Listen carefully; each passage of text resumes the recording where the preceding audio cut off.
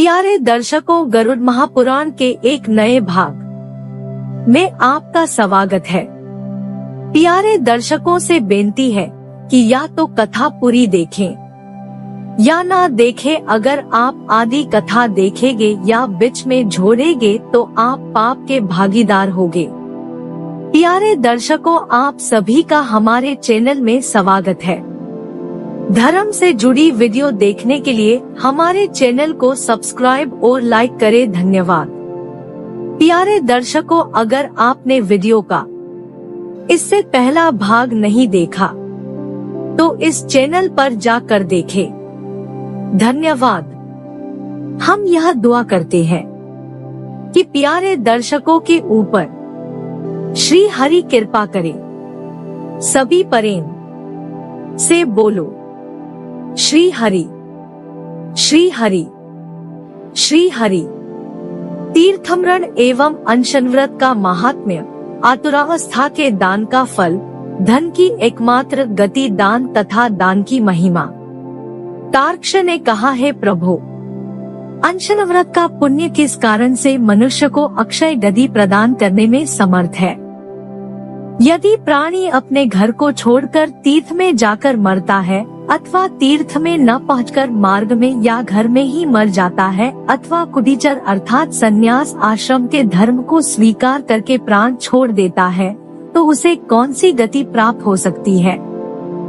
जो व्यक्ति तीर्थ अथवा घर में भी रहकर सन्यासी का जीवन व्यतीत करता है, उसकी मृत्यु हुई हो या न हुई हो तो पुत्र को क्या करना चाहिए। हे देव, यदि प्राणी का तत्संबंधी नियम पालन में उसके चित्त की एकाग्रता भंग हो जाती है तो ऐसी परिस्थिति में उसकी सिद्धि कैसे संभव है।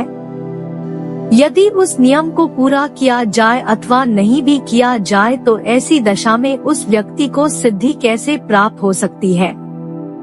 श्री कृष्ण ने कहा, है गरुड़, यदि जो कोई भी प्राणी अनशन व्रत करके मृत्यु का वरण करता है तो वह मानव शरीर छोड़कर मेरे समान हो जाता है। निराहार व्रत करते हुए वह जितने दिन जीवित रहेगा उतने दिन उसके लिए समग्र श्रेष्ठ दक्षिणा से संपन्न किए गए यज्ञों के समान है। यदि मनुष्य संन्यास धर्म को स्वीकार करके तीर्थ अथवा घर में अपने प्राणों का परित्याग करता है तो उस अवधि में वह प्रतिदिन पूर्वोक्त पुण्य का दुगुना फल प्राप्त करता है। शरीर में महाभयंकर रोग के हो जाने पर अनशन व्रत करके जो मृत्यु को प्राप्त करता है, पुनर्जन्म होने पर उसके शरीर में रोग की उत्पत्ति नहीं होती है, वह देवतुल्य सुशोभित होता है जो मनुष्य रोणावस्था में है। संन्यास ग्रहण कर लेता है, वह इस दुखमय अपार संसार सागर की भूमि पर पुनः जन्म नहीं लेता है। प्रतिदिन यथाशक्ति ब्राह्मणों को भोजन, तिल पात्र और दीपक का दान एवं देव पूजन का कर्म करना चाहिए। इस प्रकार का आचरण जो व्यक्ति करता है उसके छोटे बड़े सभी पाप विनष्ट हो जाते हैं। वह मृत्यु के बाद सभी महर्षियों के द्वारा प्राप्त की जाने वाली मुक्ति का संवरण करता है।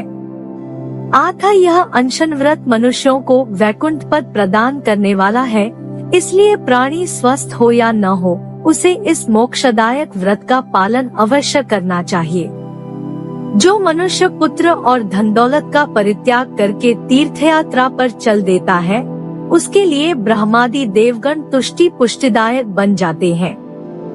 जो व्यक्ति तीर्थ के सामने उपस्थित होकर अनशन व्रत करता है, वह यदि उसी मध्यावधि में मृत्यु को भी प्राप्त कर ले तो उसका वास सप्तर्षि मंडल के बीच निश्चित है। यदि अनशन व्रत करके प्राणी अपने घर में भी मर जाता है तो वह अपने कुलों को छोड़कर अकेले स्वर्गलोक में जाकर विचरण करता है। यदि मनुष्य अन्न और जल का त्याग करके विष्णु के चरणोदक का पान करता है तो वह इस पृथ्वी पर पुनर्जन्म नहीं लेता है। अपने प्रयत्न से तीर्थ में गए हुए उस प्राणी की रक्षा वन देवता करते हैं।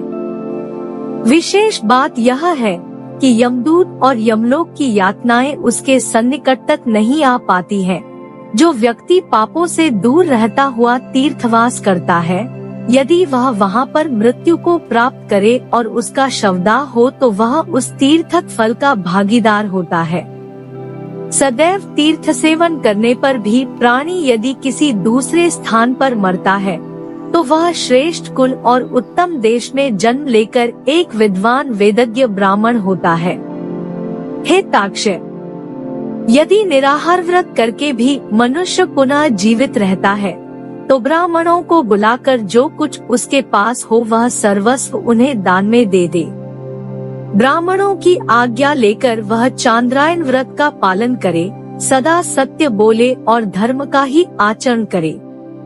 मृत्यु के उद्देश्य से तीर्थ में जाकर कोई भी मनुष्य पुनः अपने घर वापस आ जाता है तो वह ब्राह्मणों की आज्ञा प्राप्त करके प्रायश्चित करे। स्वर्ण, गौ, भूमि, हाथी और घोड़े का दान करके जो मनुष्य मृत्यु काल में तीर्थ में पहुंच जाए वह भाग्यवान है। मरण काल के सन्निकट होने पर घर से तीर्थ के लिए प्रस्थान करने वाले व्यक्ति को पग पग पर गोदान का फल प्राप्त होता है, यदि उससे हिंसा न हो। घर में जो पाप किया गया है वह तीर्थ स्नान से जाता है, परंतु यदि प्राणी तीर्थ में पाप करता है तो वह वज्रलेप के समान हो जाता है। जब तक सूर्य, चंद्र तथा नक्षत्र आकाश में विद्यमान रहते हैं तब तक वह निस्संदेह कष्ट झेलता है। वहाँ पर दिए गए दानों का फल प्राप्त नहीं होता है। आतुरावस्था में निर्धन प्राणियों को विशेष रूप से गौ, तिल, स्वर्ण तथा सप्तधान्य का दान करना चाहिए। दान देने वाले पुरुष को देखकर सभी स्वर्गवासी देवता, ऋषि तथा चित्रगुप्त के साथ धर्मराज प्रसन्न होते हैं। जब तक अपने द्वारा अर्जित धन है तब तक ब्राह्मण को उसका दान देना चाहिए, क्योंकि मरने पर वह सब पराधीन ही हो जाएगा। वैसी स्थिति में दयावान बन करके भला कौन दान देगा। मृत पिता के पारलौकिक सुख के उद्देश्य से जो पुत्र ब्राह्मण को दान देता है उससे वह पुत्र पौत्र और प्रपौत्रों के साथ धनवान हो जाता है। पिता के निमित्त दिया गया दान 100 गुना, माता के लिए 1000 गुना, बहन के लिए 10,000 गुना, सहोदर भाई के लिए किया गया दान असंख्य गुना पुण्य प्रदान करने वाला होता है। यदि लोग प्रमाद अथवा व्यामोह से ग्रसित होकर लोग अपने मृतकों के लिए दान नहीं देते हैं तो सभी मरे हुए प्राणी यह सोचते हैं कि मेरे परिवार के सगे संबंधी कंजूस और पापी हैं। अत्यंत कष्ट से अर्जित और स्वभावतः चंचल धन की गति मात्र एक ही है और वह है दान। उसकी दूसरी गति तो विपत्ति ही है। यह मेरा पुत्र है ऐसा समझकर पुत्र से प्रेम करने वाले अपने पति को देख करके जिस प्रकार दुराचारिणी स्त्री उसका उपहास करती है, उसी प्रकार मृत्यु शरीर के रक्षक और पृथ्वी धन के रक्षक का उपहास करती है। हे ताक्षय, जो मनुष्य उदार, धर्मनिष्ठ तथा सौम्य स्वभाव से युक्त है वह अपार धन प्राप्त करके भी अपने को तथा धन को तिल के समान तुच्छ मानता है। ऐसे उदात्त चरित्र वाले श्रेष्ठ पुरुष को अर्थोपद्रव नहीं होता है, उसको किसी प्रकार का मोहजाल अपने चक्कर में नहीं जकड़ पाता है। मृत्यु काल में यमदूतों के द्वारा उत्पन्न किया गया किसी प्रकार का भय उसके सामने टिकने में समर्थ नहीं होता है। हे काश्यप, धर्म की रक्षा या किसी के उद्देश्य से जल में डूब करके प्राणोत्सर्ग करने से 7000 वर्ष, अग्नि में कूदकर आत्मदाह करने पर 11000 वर्ष, वायु के वेग में जीवन लीला समाप्त करने पर 16000 वर्ष, युद्ध भूमि में वीरगति प्राप्त करने पर 60,000 वर्ष तथा गोरक्षार्थ मरण होने पर 80,000 वर्ष तक स्वर्ग की प्राप्ति होती है। किंतु निराहार व्रत का पालन करते हुए प्राणों का परित्याग करने पर व्यक्ति को अक्षय गति का लाभ होता है।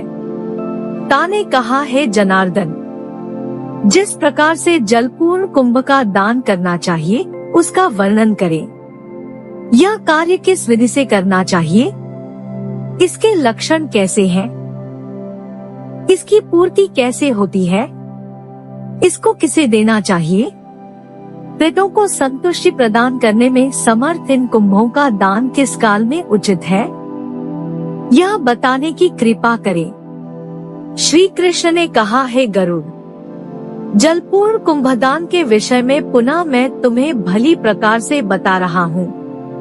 है महापक्षिण, अन्न और जल से परिपूर्ण कुंभ का दान प्रेत के उद्देश्य से देना चाहिए।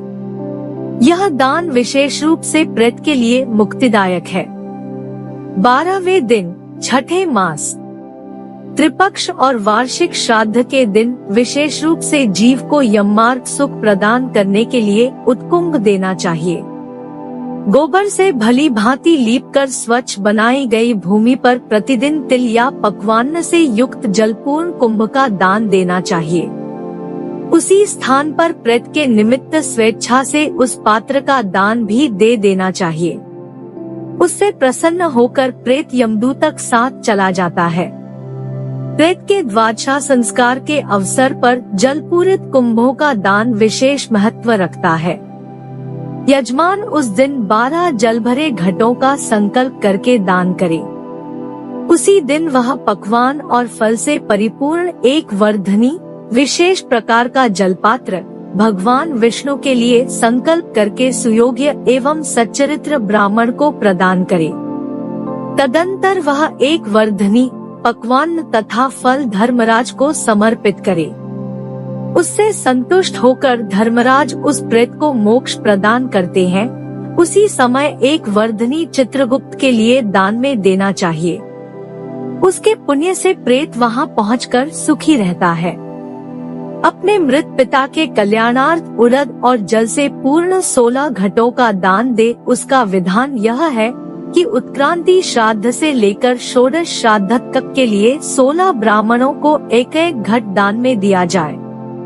एकादशा से लेकर वर्ष पर्यंत प्रतिदिन नियम पूर्वक पकवान एवं जल से पूर्ण एक घट का दान देय है खगेश्वर, यह बात तो उचित है कि जलपूर्ण पात्र और पकवान पूरित बड़े घटों का दान नित्य दिया जाए, किंतु वहीं पर एक वर्धनी कलश ऐसी होनी चाहिए जिसके ऊपर बांस निर्मित पात्र में मिष्टान्न रखकर पितृका आह्वान करके कुमकुम अगुरु आदि सुगंधित पदार्थों से उनका पूजन करे।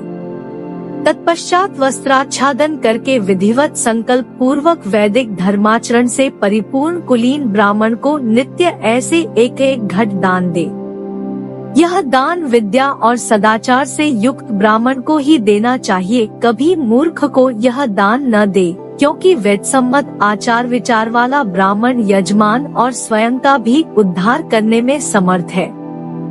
अगला भाग देखने के लिए चैनल को सब्सक्राइब और लाइक करें। धन्यवाद।